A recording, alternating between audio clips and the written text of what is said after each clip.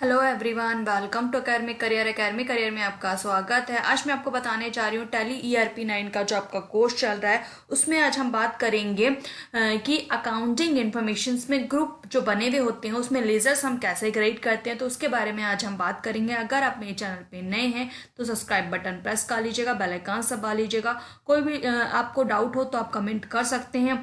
Latest notifications के लिए आपको बेल आइकन दबाना पड़ेगा। तो चलिए स्टार्ट करते हैं। अकाउंटिंग इन्फॉर्मेशन टैली ERP 9 में आप ग्रुप में जो बने होते हैं उसमें लेजर्स कैसे क्रिएट करते हैं। ओके, सबसे पहले हम क्या करेंगे, अकाउंटिंग इन्फॉर्मेशंस में लेजर्स में यहाँ पे क्या बनाएंगे, ग्रुप और लेजर्स। तो ग्रुप ऑलरेडी बने होते हैं, लेजर्स हमको क्रिएट करने होते हैं। तो ग्रुप यहाँ पे लेजर लिस्ट दे रखी है, ग्रुप के नेम भी दे रखे हैं। तो सबसे पहले हम बात करते हैं यहाँ पे लेजर लिस्ट में परचेस का जब आप लेजर बनाते हो तो वो जब आपका लेजर बनेगा वो परचेस अकाउंट में ही जाएगा। परचेस रिटर्न का जब बनाते हो तो परचेस रिटर्न का भी परचेस अकाउंट में ही जाएगा। परचेस लोकल का भी परचेस अकाउंट में ही जाएगा। ओके, तो वही है कि आप जब भी लेजर्स लिस्ट बनाते हो तो आपको पता होना चाहिए कि कौन से लेजर का कौन सा ग्रुप सिलेक्शन है। जो स्टूडेंट्स बिगनर है तो उनको सारी चीजें समझनी होगी। जैसे आप मैथ्स करते हो तो जो फॉर्मूलाज लगता है वो आपका फॉर्मूला जो आप लगाना है वही लगाते हैं, ठीक है। फॉर्मूला तो चेंज नहीं करते। वैसे ही कुछ बेसिक टर्म कंडीशंस हैं लेजर्स की कि लेजर्स जो नाम दे रखा है उसका ग्रुप सिलेक्शन वही होगा। तो ये आपको याद रखना होगा। ओके, जब आप एंट्री करोगे तो आपको डाउट नहीं रहेगा अगर यहाँ पे आप चीजें क्लियर कर लोगे। तो चलिए आगे स्टार्ट करते हैं। परचेस का मैंने आपको क्लियर करा दिया। अब आपको क्या करना है, सेल्स का बनाना है। तो सेल्स का बनाने के लिए आप क्या करोगे, सेल्स अकाउंट का लेजर आपका बना हुआ है। तो सेल्स अकाउंट का जब आपका लेजर्स बना है, सेल्स अकाउंट का ग्रुप बना है, तो सेल्स जब आप बनाते हो, सेल्स का हम किस में ग्रुप सिलेक्शन करते हैं, सेल्स अकाउंट में। सेल्स रिटर्न जब आप बनाते हो लेजर तो आप किस में सिलेक्शन करोगे, सेल्स अकाउंट में। सेल्स लोकल बनाते हो तो वो भी आप सिलेक्शन किस में करोगे, सेल्स अकाउंट में ही करोगे। तो इस तरीके से आप सेल्स के लेजर बना सकते हो। ओके, जब आपको बैंक अकाउंट का बनाने हैं, बैंक के लेजर बनाने हैं तो बैंक अकाउंट ग्रुप सिलेक्शन होता है। बैंक के लेजर कैसे हो गए, ऑल बैंक नेम। अब जैसे ऑल बैंक नेम अकाउंट हो गया, जैसे for example IDBI bank, SBI bank, PNB bank, BOB bank of Baroda. तो जितने भी हम बैंक के नेम के लेजर बनाएंगे वो किसमें सिलेक्शन होगा, ग्रुप सिलेक्शन बैंक अकाउंट में ही होगा। ओके, तो ये चीजें आपको याद रखनी है। Deposit account, security deposit, electricity deposit, rent deposit, तो ये सारे जो डिपॉजिट रहते हैं वो किस में जाते हैं, हमारे डिपॉजिट अकाउंट में जाते हैं। ओके, तो ये आपको पता होनी चाहिए। नेक्स्ट हम बात करते हैं यहाँ पे जो भी आपके आगे के लेजर्स है उसकी लिस्ट के बारे में बात करेंगे। ये सारी चीज आपको क्लियर होनी चाहिए। नेक्स्ट हमने बात करना है कैपिटल अकाउंट्स। कैपिटल अकाउंट्स ये क्या है, ग्रुप का नेम है। कैपिटल को हम हिंदी में बोलते हैं पूंजी। जब हम कोई भी बिजनेस करते हैं तब हम अपना इन्वेस्ट करते हैं तो जो हम पूंजी लगाते हैं वो आपका कैपिटल अकाउंट का लगाते हैं। जैसे शेयर कैपिटल आप चाहे लगाएं, पार्टनर में कैपिटल्स लगाएं, अकाउंट की ड्रॉइंग्स के बेस पर लगाएं, लाइफ इंश्योरेंस के बेस पे इक्विटी कैपिटल, अलग अलग तरीके से आप कैपिटल्स को लगा सकते हैं। पार्टनर कैपिटल तो वही है, जब हम फर्स्ट टाइम बिजनेस करते हैं जो कैपिटल पूंजी लगाते हैं वो आपका ग्रुप सिलेक्शन क्या रहता है, कैपिटल अकाउंट्स। तो उसके ये टाइप्स हो गए, कितने तरीके से आप बिजनेस को स्टार्ट कर सकते हो या फिर कितने तरीके से कैपिटल अकाउंट आप यूज कर सकते हो। फिर आता है इनडायरेक्ट एक्सपेंसिव। इनडायरेक्ट एक्सपेंसिव आपके होते हैं और इनडायरेक्ट इनकम भी होती है। तो इनडायरेक्ट एक्सपेंसिव के बारे में हम आगे बात करेंगे। इनडायरेक्ट इनकम के बारे में बात करते हैं। डिस्काउंट रिसीव, डिस्काउंट जब हमें मिलता है, कोई भी प्रोडक्ट हम परचेस करते हैं तो डिस्काउंट रिसीव होता है तो वो हमारी क्या कहलाती है, इनडायरेक्ट इनकम कहलाती है। फिर आते हैं इंटरेस्ट। इंटरेस्ट जो ऑन इन्वेस्टमेंट होता है वो भी हमारा इनडायरेक्ट इनकम ही कहलाती है। ओके, तो ये आपको चीजें क्लियर हो रही होंगी कि कैसे आप ग्रुप सिलेक्शन करोगे कोई भी जब आपको लेजर बनाना होता है। डायरेक्ट एक्सपेंसिव, लेबर हो गया, पावर हो गया, इलेक्ट्रिसिटी एक्सपेंसिव हो गया, फैक्ट्री हो गया, लोडिंग अपलोडिंग एक्सपेंसिव हो गया। लोड को भी माल लोड कर रहे हैं, अपलोड कर रहे हैं तो वो आपको क्या कहलाते हैं, डायरेक्ट एक्सपेंसिव कहलाते हैं।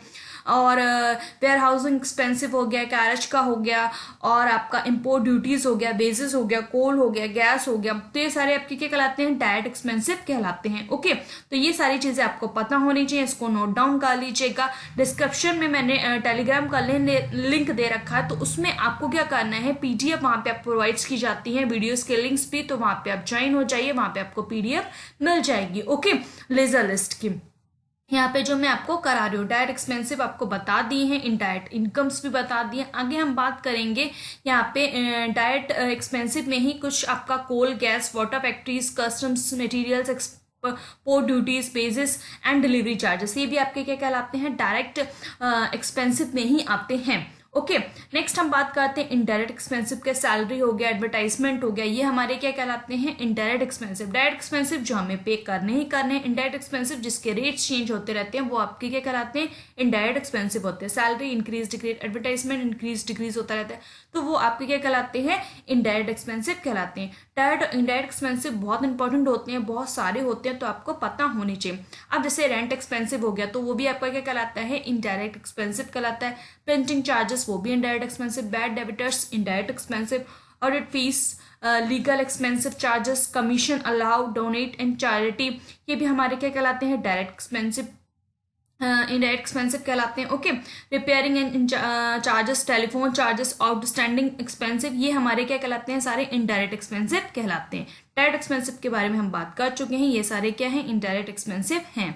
ओके, रेंट हो गया, प्रिंटिंग हो गया, और ड्यूटीज हो गया, लीगल चार्जेस हो गए, ओके, एक्सपेंसिव हो गए, या फिर कमीशन अलाउ हो गया, डोनेशन हो गया, चैरिटी हो गया, रिपेयर करना कोई चीज को, तो ये सारे आपके क्या हो गए? Indirect expensive. नेक्स्ट हम बात करते हैं यहाँ पे आगे जो भी आपके लेजर्स हैं उनके बारे में हम बात करेंगे। अब यहाँ पे कुछ और भी हैं आपके indirect expensive. Loss and fire, telephone charges, depreciation, coffee expensive, fuel expensive, ये भी इनडायरेक्ट एक्सपेंसिव में ही आते हैं।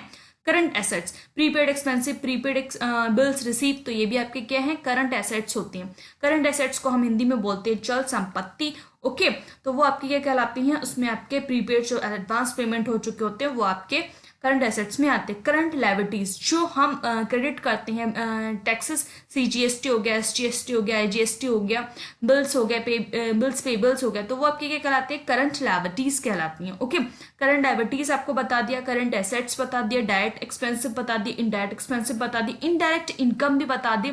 अब आते हैं फिक्स एसेट्स। फिक्स एसेट्स में क्या था? फर्नीचर्स हो जाते हैं। फर्नीचर्स जो हम परचेस करते हैं वो हमारी क्या कहलाती हैं? फिक्स एसेट्स कहलाती हैं। प्लांट्स एंड मशीन हो गया, मशीन हो गया खाली, लैंड एंड बिल्डिंग्स हो गया, फर्नीचर्स एंड फिटिंग्स का हो गया, तो वो हमारा क्या कहलाता है? सारा फिक्स एसेट्स में ही आता है। ये हमारी फिक्स एसेट्स आपको क्लियर करा दी हैं। करंट एसेट्स बताया था। फिक्स एसेट्स में भी कुछ चीजें होती हैं, जैसे आपका गुडविल्स हो गया, फैक्ट्री लाइटिंग हो गया, एयर कंडीशनर्स हो गया, ये आपका क्या कहलाता है? फिक्स एसेट्स में ही आता है।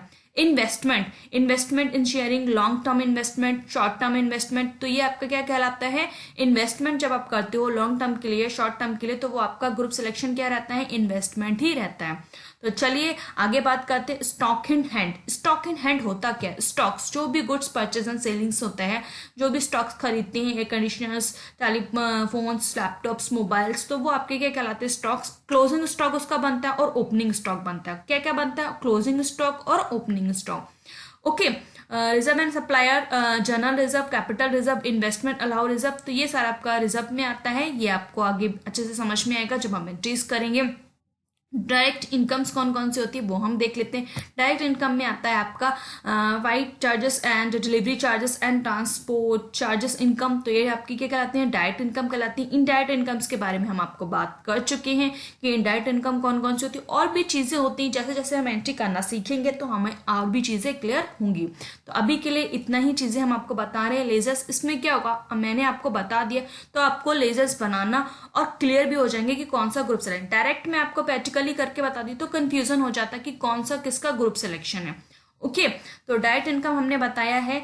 अब आते हैं ड्यूटीज एंड टैक्सेस में। ड्यूटीज एंड टैक्सेस में आता है आपका आईजीएसटी, सीजीएसटी, एसजीएसटी। इनपुट में, आउटपुट में भी आईजीएसटी, सीजीएसटी, एसजीएसटी। टीडीएस आपका जब टैक्स लेते हो तो वो भी ड्यूटीज एंड टैक्सेस में आता है। इनकम टैक्स देते हो तो वो भी ड्यूटीज एंड टैक्सेस में आता है। वैट देते हो, अगर वैट पहले लगता था तो वैट देते हो तो ड्यूटीज एंड टैक्सेस में ही आता है। जितने भी टैक्सेस हैं वो किस में आते हैं? ड्यूटीज एंड टैक्सेस में आते हैं। ग्रुप सिलेक्शन क्या रहता है? ड्यूटीज एंड टैक्सेस रहता है। लोन लायबिलिटीज, अब ग्रुप हमारा क्या है? Loan liabilities. तो लोन लायबिलिटीज में जब आप बैंक से कोई लोन लेते हो तो वो आपका लोन लायबिलिटीज में आता है। डिवेंचर्स जो आपके अकाउंट्स रहते हैं, लोन एंड आउटसाइड पार्टीज का रहता है, तो वो भी आपका लोन लायबिलिटीज में ही आता है।